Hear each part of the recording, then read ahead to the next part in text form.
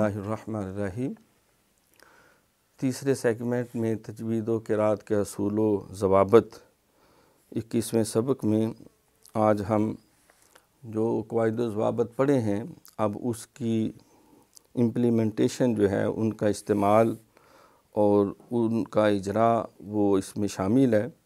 تو یہ بھی منتخب قرآنی الفاظ جو ہیں اس کی مشق ہے کہ جو قواعد و ضوابط پڑھے ان پہ کس حد تک ہمیں عمل کا حاصل ہوا۔ پہلے مرو، یہاں پہ را کے اوپر جو ہے وہ شد اور آگے واو اور الف، مرو اور بی مدت حقت، کیونکہ یہ ہا جو ہے جس کو حلوے والی کہتے ہیں یہ وسط حلق سے اہتمام کے ساتھ تھوڑا سا خراٹا دیتے ہوئے حقت، جیسے محی الدین، باقی محی الدین اس کو پریکٹس کے لیے بعض قراء کہتے ہیں اس کو پڑھیں محی الدین، تاکہ یہ خا کرتے کرتے پھر ہا میں اس میں آ جائے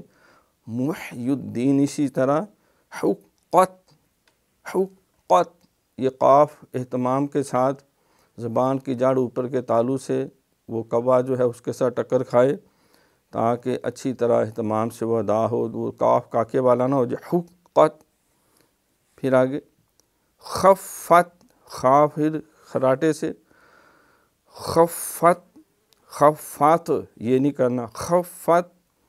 تبت تخلت قدمت والصبح والشمس والشفع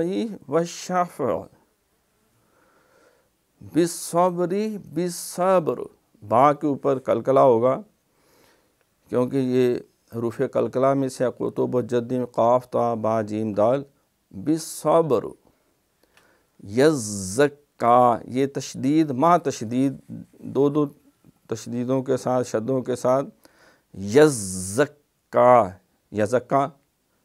یزکا نہیں یزکا، کاف کھڑی زبر کا ہے، یزکا المدثر نہیں المدثر، المزمل علیون۔ تو یہ اس میں آج ہم نے قرآن پاک کے جو منتخب الفاظ ہیں تشدید اور سکون کے ساتھ اور تشدید ما تشدید کے ساتھ ہم نے مشق کی ہے۔ اب پروگرام کے چوتھے اور آخری حصہ کی طرف چلتے ہیں جس میں ہم 30ویں پارے کی چھوٹی صورتوں کی مشق کریں۔